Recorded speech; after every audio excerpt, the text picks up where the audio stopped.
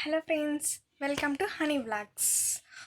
First time నా యొక్క video చూస్తున్నట్లయితే సబ్స్క్రైబ్ చేసుకొని పక్కనే ఉన్న బెల్ ఐకాన్ని యాక్టివేట్ చేసుకోండి.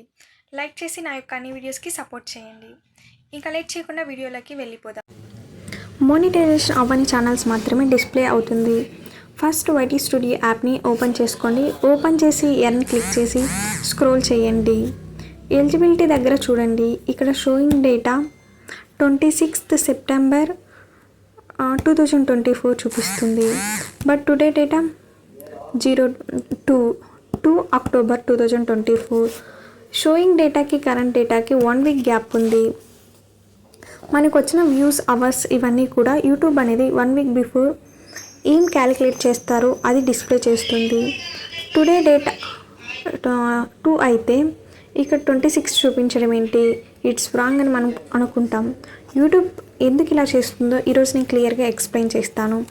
ఫ్యూ పీపుల్స్ క్రియేటర్స్ సక్సెస్ అవ్వాలని, వాళ్ళ watch hours, likes, subscribes, views పెరగాలని కొంటూ ఉంటారు. అలా కొని వచ్చిన వాచ్ అవర్స్తో మోనిటైజేషన్కి అప్లై చేస్తూ ఉంటారు.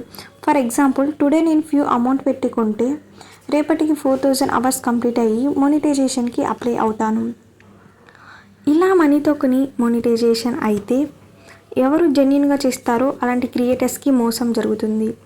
ఇవన్నీ దృష్టిలో పెట్టుకొని మన యూట్యూబ్ ఏం చేస్తుందంటే, ఎవరైతే వాచ్ అవర్స్ జెన్యున్గా తెచ్చుకుంటారో వాళ్ళకి మాత్రమే మోనిటైజేషన్ అప్లైకి అనుమతిస్తుంది. అందువల్ల 1 week బిఫోర్ వచ్చిన డేటానే చూస్తుంది.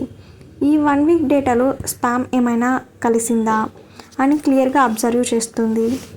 ఇలా ఫేక్ వాచ్ అవర్స్ కొంటే వాటిని ఇక్కడ డిస్ప్లే చేయదనమాట. ఫేక్ వాచ్ అవర్స్తో మోనిటైజేషన్కి మనం అప్లై చేసినా అది మోనిటైజేషన్ అవ్వదు. అందువల్ల మీరంతా గుర్తుంచుకోండి, వ్యూస్, లైక్స్, సబ్స్క్రైబ్స్ ఏది మనం మనీ పెట్టి కొంటే అది మోనిటైజేషన్కి అప్లై అవ్వదు. That's it today.